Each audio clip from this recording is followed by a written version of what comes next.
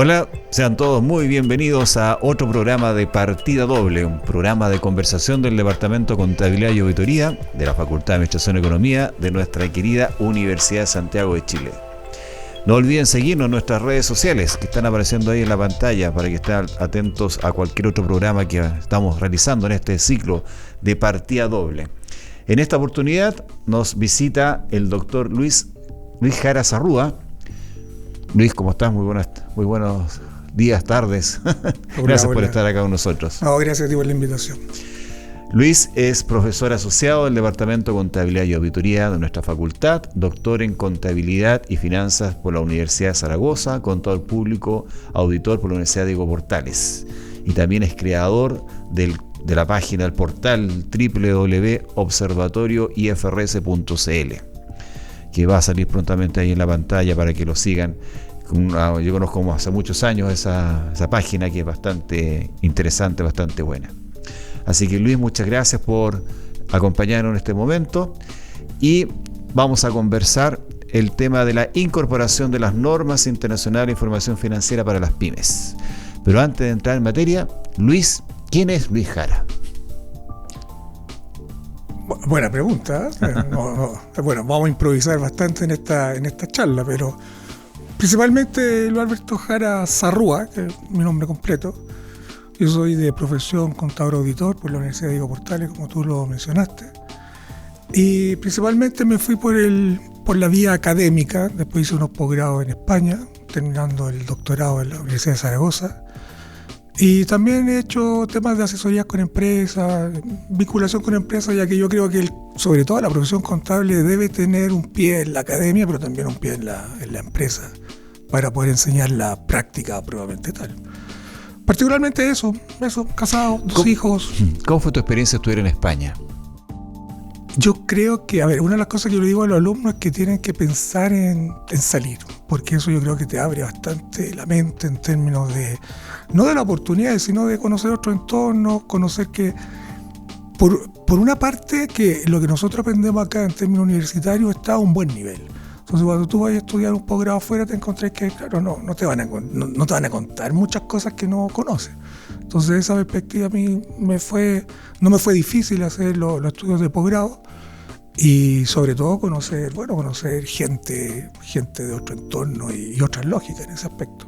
Uh-huh. ¿Y qué profesores te marcaron o conociste en el doctorado que...? Yo creo que los que me marcaron, Alfonso López, que era más de control de gestión, sobre todo por las dinámicas que tenía en sus presentaciones. Yo creo que si yo rescato algo de él es cómo hacer una buena clase en términos de dinámica. Eso. Carlos Serrano, que era un buen profesional en términos de todo lo que es la tecnología en ese tiempo. De hecho, cuando hizo su tesis doctoral estaba hablando de análisis de redes neuronales. Entonces, un tema bastante incipiente en ese tiempo, que ahora, claro, cuando hablamos de inteligencia artificial se basa en esas lógicas, en ese sentido. Y otro también, que fue el director de tesis que después yo tuve, que fue José Mariano Moneva. Esos fueron los 3 profesores que yo creo que me marcaron allá cuando estuve. Uh-huh. Interesante. Y ahora, entrando en tema, las IFRS para pymes o Norma Internacional de Información Financiera. Para quienes nos están escuchando, quienes nos están viendo, ¿podría describirnos el proceso histórico o por qué Chile se está aplicando este tipo de normativas? Bien, primero contextualizar un tema internacional. Las normas vienen desde 1973, que se crea un organismo en Londres, que tiene sede en Londres, que es el IAS con C al final, y ellos estaban focalizados en la normativa compleja para el mercado bursátil. Y por lo tanto, un poco la lógica era empezar a invitar a los organismos profesionales, por ejemplo Chile, el Colegio de Contadores, no era invitar a los países, sino que a los organismos profesionales que fueran cambiando su normativa de aplicación. Entonces eso en gran sentido se logró, tuvo una primera etapa bastante lenta porque era una invitación. Entonces claro, ese organismo no puede obligar a ningún país, a ningún organismo. Entonces de a poco, hasta que llegó, yo creo, algunos hitos, que por ejemplo fue el hito de la IOSCO cuando lo recomendó para los mercados bursátiles, el hito de la Unión Europea cuando lo toma en el 2004 y el hito de Estados Unidos cuando también en el 2002 hace referencia a que las empresas que apliquen la norma internacional, estas complejas, ya no van a tener que hacer la conciliación a la normativa estadounidense. Entonces, de alguna forma iba a haber un plan de convergencia, tratar de que la norma estadounidense y la norma internacional con el tiempo fueran más o menos similares, nunca iban a ser idénticas. Y en ese proceso de armonización, de normalización, mejor dicho, a nivel internacional, muchos países empezaron a bajar esa normativa a empresas que no cotizaban, que nosotros le llamamos acá en Chile empresas no reguladas.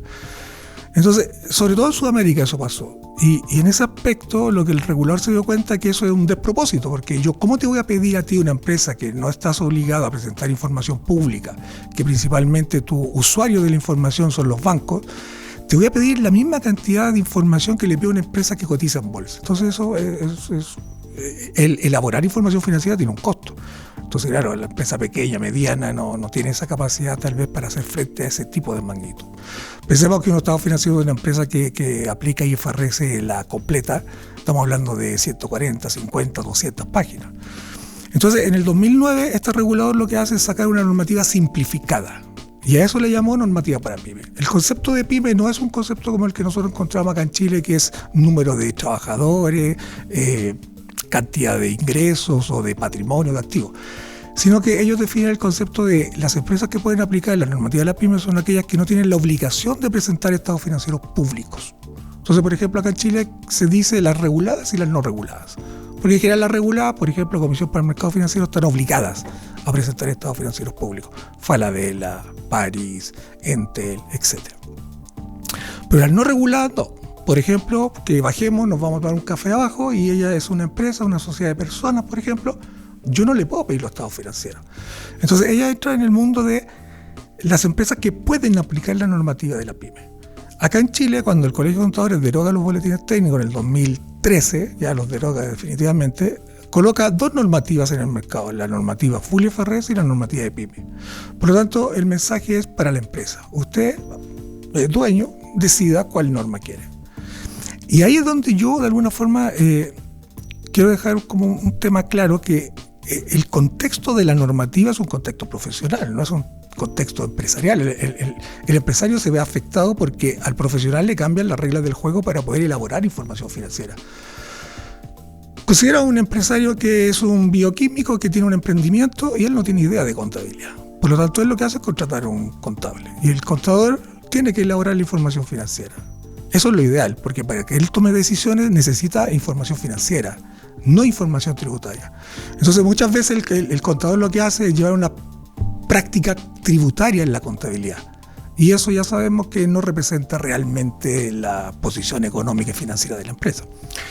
Entonces, eso pasa en el 2009 y bueno, sale esta normativa que es una simplificación.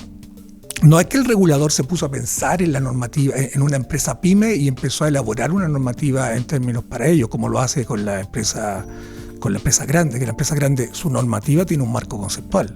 La norma de la pyme no tiene un marco conceptual, sino que todos los conceptos que tiene los vino a sacar de la normativa grande. Y por lo tanto lo que se empezó a hacer son tijeras, si lo queremos ver así, a empezar a sacar cosas, decir, oye, mira, esto no le aplica a esta empresa, dejémosla afuera, por ejemplo, información segmentada. Entonces, esa es la lógica que llegamos a esa normativa. Ahora, Chile, ¿por qué aplica esta normativa? Particularmente porque el Colegio de Contadores, junto con la Superintendencia de Bancos e Instituciones Financieras, bueno, más que la Superintendencia de ese tiempo, habla de bancos y por otro lado habla de Seguro y Valores, hacen un proyecto con el Banco Interamericano.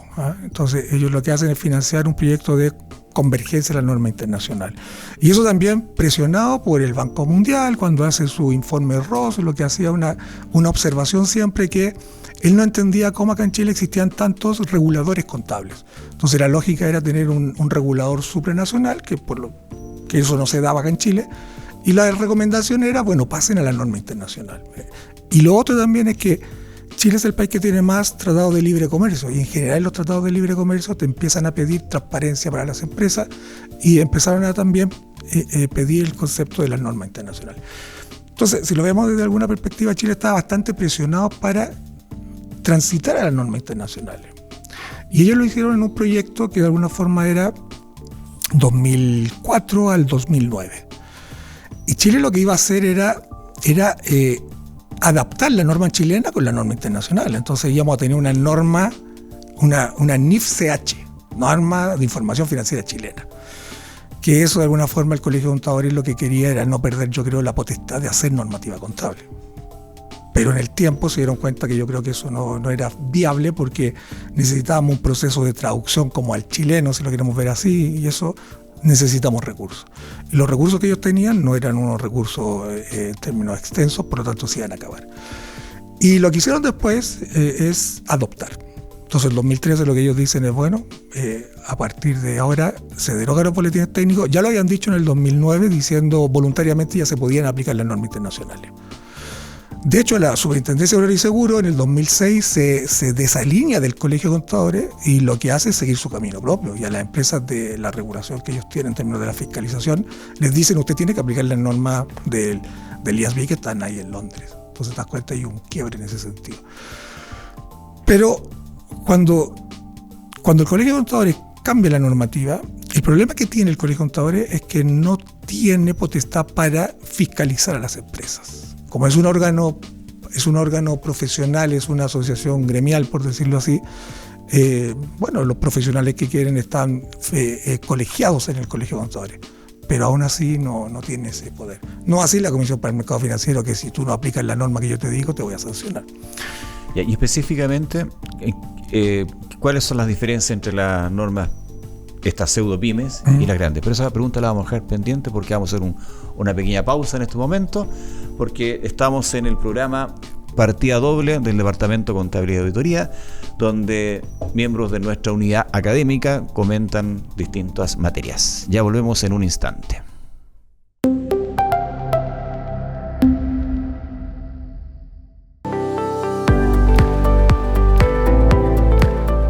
El Magíster en Planificación y Gestión Tributaria de la Universidad de Santiago de Chile profundiza en la formación de graduados en materias tributarias, de contabilidad, administración financiera, economía y derecho.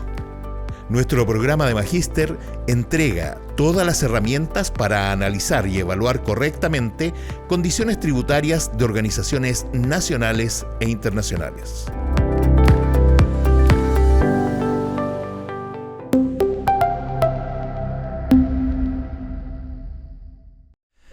Bien, hemos vuelto de esta pequeña pausa en el programa Partida Doble, un programa de conversación del Departamento de Contabilidad y Auditoría de nuestra Universidad de Santiago de Chile. En esta oportunidad estamos con el doctor Luis Jara Zarrúa, hablando sobre la incorporación o la aplicación de las normas internacionales de información financiera para pymes. Y te había dejado con una pregunta: ¿cuál era la diferencia entre las full y las llamadas pymes? Sí, a ver, desde una perspectiva práctica, si lo vamos a ver así, una empresa tiene que decidir acá en Chile si aplica una u otra normativa. Y cuando uno tal vez puede orientar al profesional, lo primero debería preguntarle para qué usas tú la contabilidad. Si la contabilidad la usas para tomar decisiones, tal vez lo más lógico sería ir por una normativa completa, full IFRS, que te entregue una información más, tal vez alineado con una información más económica, más parecida a un valor razonable, porque tiene muchos aspectos en términos de valorar activos y pasivos a valor razonable. La normativa PYME, cuando nace en el 2009, nace muy orientada al costo principalmente, que claro, como principalmente fue requerida por Sudamérica tiene una cultura fuerte en el tema tributario contable, por lo tanto era una norma muy similar a un tema tributario, con algunas cosas financieras diferentes, pero muy similar. En el 2015 se modifica la normativa, está la primera actualización de la norma, y lo que se hace es dejar ciertos aspectos más parecidos a las normas full IFRS. Por ejemplo, la empresa pueden ahora revaluar propiedades, plantas y equipos. Antiguamente no se podía hacer. Entonces ya eso, claro, la lleva como muy similar a la normativa internacional, y por lo tanto, claro, para la empresa pequeña y mediana también le puede interesar aumentar el patrimonio porque los terrenos que tienen o las edificaciones están aumentando en términos de la plusvalía. Además que pensamos acá en Chile que todo esto inmobiliario se mide por UF, y la UF solo por el efecto inflacionario ya tienes un valor que podías colocar ahí en la contabilidad como un mayor patrimonio. Pero hay diferencias significativas, y ahí lo importante es saber a qué se dedica la empresa. Porque te coloco un caso. Imagínate que tenemos dos empresas que son pesqueras. Una empresa cotiza en bolsa y la otra no. Y las dos tienen un barco similar, las dos tienen cada uno un mismo barco en términos del tamaño, etcétera. Se gastaron $50 millones en el barco y tienen un derecho de pesca. Sin el derecho de pesca no pueden salir a pescar. Entonces ese derecho de pesca cada uno coloca $10 millones. El que tiene normativa completa de la Full IFRS, ese derecho de pesca por ley acá en Chile es a perpetuidad. Entonces ella puede decir, mira, mi negocio es ir a pescar, yo necesito el derecho de pesca, el barco en algún momento se puede hundir o se va a desgastar, pero yo compro otro y sigo utilizando mi derecho de pesca. Por lo tanto, lo puede definir que tiene vida útil indefinida. Entonces quiere decir que esos 10 millones, si el negocio va bien, van a estar ahí en su contabilidad como un activo, ahí, siempre. En cambio, la empresa que optó por aplicar la normativa PYME, porque como no está regulada, puede optar, y el contador tal vez se guió por esa normativa. Ahora, la decisión de aplicar una norma u otra no es del contador o la contadora, es del dueño, es del directorio. Entonces, lo que debe hacer el profesional es mostrarle cuáles son los efectos de aplicar una norma o a otra. Entonces, en este caso, esa empresa que también tiene el derecho de pesca, no lo puede dejar a vida útil indefinida, porque la normativa no tiene eso. Tiene que, si no puedes definir una vida útil, máximo 10 años. Entonces, claro, ¿qué sucede? Que en el año 11, esta empresa todavía tiene un activo y esta empresa no lo tiene. Entonces, ese es un tema. Imagínate otra empresa PYME que tenga un... Y para hacerla desaparecer tiene que llevarla a gasto. Claro, la va amortizando, a gasto, sí, correcto. La va amortizando. Es como depreciarla, pero en este caso, como intangible, la va a amortizar. El otro caso es, imagínate que la empresa que lleva la normativa PYME está con un plan de ampliación de inversiones y está construyendo. Entonces, esas construcciones las puede financiar con préstamos bancarios.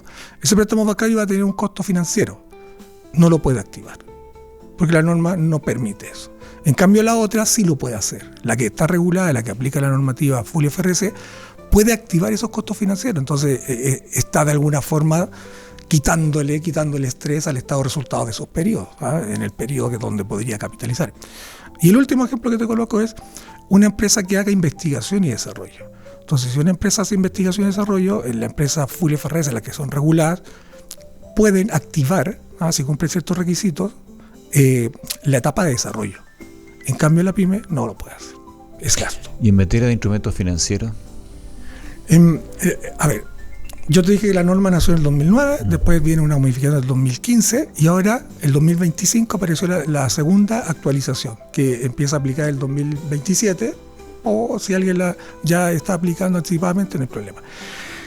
Y la diferencia que existía antes con la normativa completa era que la normativa completa estaba aplicando el método, por ejemplo, el instrumento financiero para yo deteriorar las cuentas por cobrar, un método que se llama el método de las pérdidas esperadas. En cambio, la PYME tiene el método que estaba antes, que era pérdidas incurridas. Entonces ya hay una diferencia que ahora se ajusta, porque ahora en el 2027, cuando tengan que aplicar, cada día la norma de la PYME se está pareciendo más a la normativa internacional. Entonces ahí van a tener que, de alguna forma, está bien, hay clientes que no me han pagado, pero tal vez hay clientes que están vigentes que podrían no pagarte. Entonces ahí vas a tener que hacer un modelito y decir, bueno, ¿qué variable macroeconómica podría explicar que mi cliente no me pague? Por ejemplo, que yo venda al retail la cesantía. Si la cesantía sube, lo más probable es que mi cliente no me pueda pagar. Entonces, claro, ahí el modelo se te hace más complejo.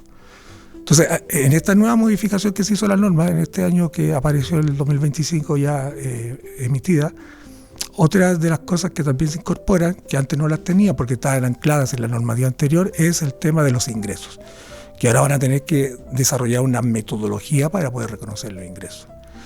Y una de las cosas que quedaron desalineadas con la otra normativa es el arrendamiento.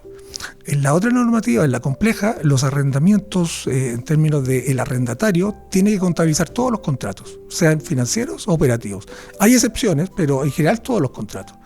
En cambio, en la PYME va a tener que diferenciar. Los financieros sí los contabilizo, los operativos no, los llevo a gasto en la medida que pago la cuota. Entonces ahí todavía existe esa diferencia.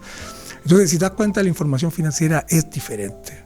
Y lo otro también que, claro, dependiendo en qué etapa estoy yo como empresa, puede ser que la normativa de la PYME me perjudique en términos de mostrar una realidad más acorde.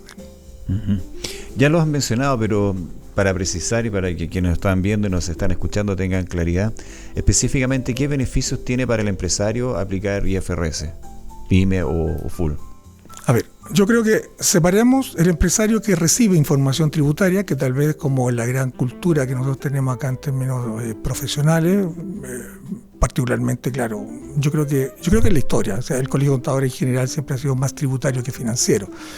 Entonces, en general, lo que se le ha presentado a las empresas, que dejemos de lado la regulada, la grande, la que entienden que la contabilidad es una forma de tener información para tomar decisiones. Entonces, ese empresario que el contador le pasa información tributaria está viendo su empresa subvaluada, porque en general los criterios tributarios lo que hacen es llevarte a gasto rápidamente conceptos que en la contabilidad financiera estarían por más tiempo. Por ejemplo, que yo compro una máquina que me costó 100 millones de pesos y yo sé que esto me puede durar 20 años, pero tributariamente me va a decir, oye, ¿quieres acelerarlo para que puedas hacer una franquicia en términos de pagar menos impuestos? Llévalo a gasto. Entonces, claro, a la hora que yo veo mi balance en términos de una contabilidad tributaria, la máquina no está. Tengo menos patrimonio. En el mundo financiero eso debería estar ahí. ¿Por qué? Porque todavía la máquina está en la empresa, todavía la estoy utilizando, todavía me va a generar ingresos. Entonces, en ese sentido, yo creo que, claro, el empresario, si quiere ver información más fiable en términos financiero-económicos, tiene que aplicar una normativa contable como es la PYME o la otra, la completa. Lo que pasa es que, claro, tiene que tener presente que, claro, la completa es más estrés para la empresa en el sentido de que la norma cambia todos los años, necesito recursos por si tengo que elaborar nueva información que no la tengo que modificar sistemas, etc. Y una pregunta que sospecho la respuesta, no me va a doler. ¿Qué obstáculos han tenido las pymes para aplicar esta normativa? Desde mi perspectiva, ojo, esto es bien personal, yo creo que este es un problema profesional, no de la empresa. O sea, al que le cambiaron la regla del juego es al profesional, es al contador, a la contadora que está ahí elaborando información dentro de la empresa. A él le cambiaron la regla del juego. El empresario está haciendo su pega, está haciendo el concepto de la empresa.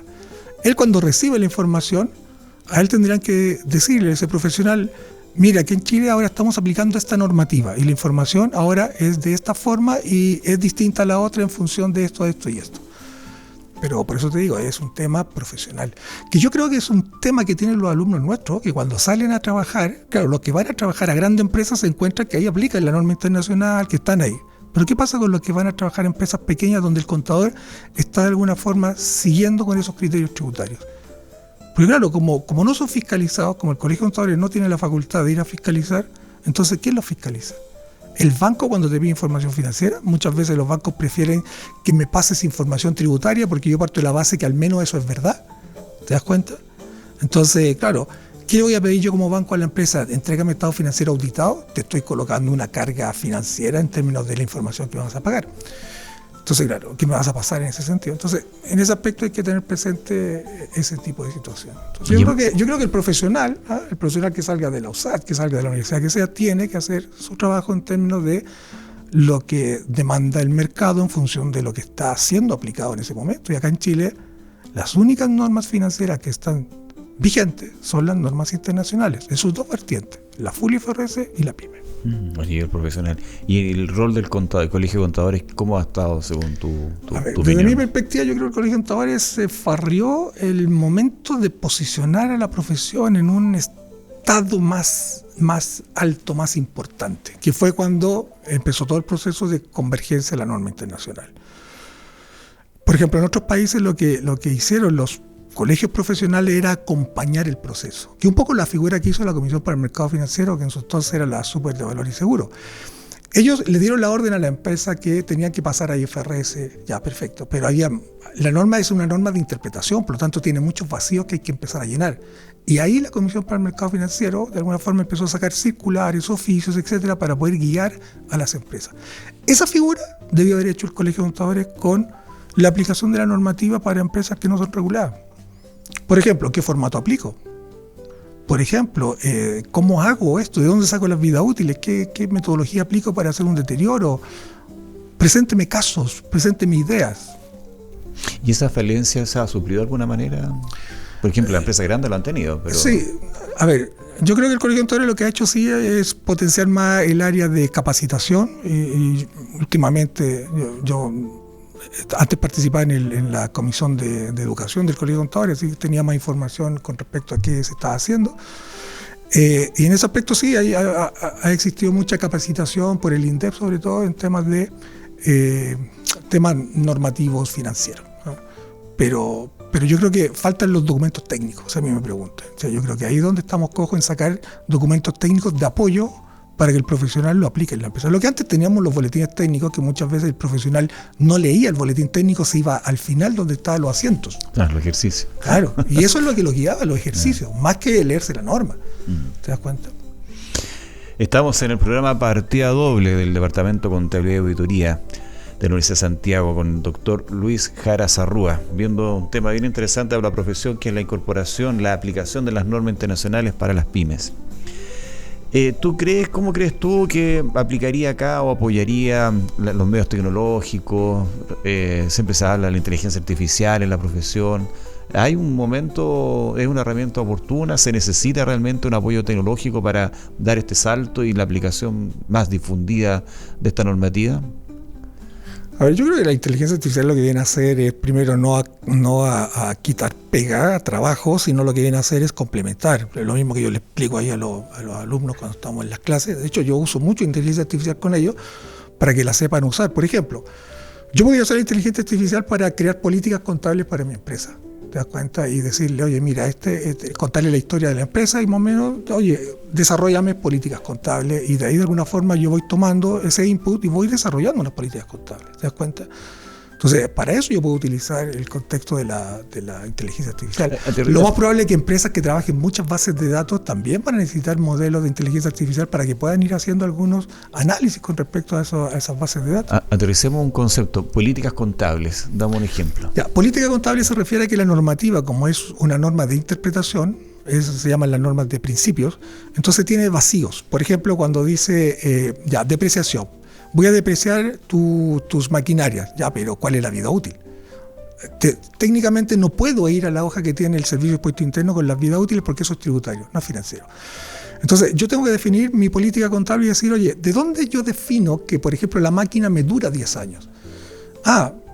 Una justificación podría ser que yo es primera vez que compro la máquina y lo que hago es guiarme por la recomendación del fabricante. Y eso quiere decir que después, tal vez en el tiempo, en 5 años más, en 3 años más, quien usa la máquina, que de seguro yo la tengo en una fábrica donde hay un ingeniero de planta, me va a decir, oye, ¿sabes qué? La máquina a nosotros nos dura 10, nos va a durar 15.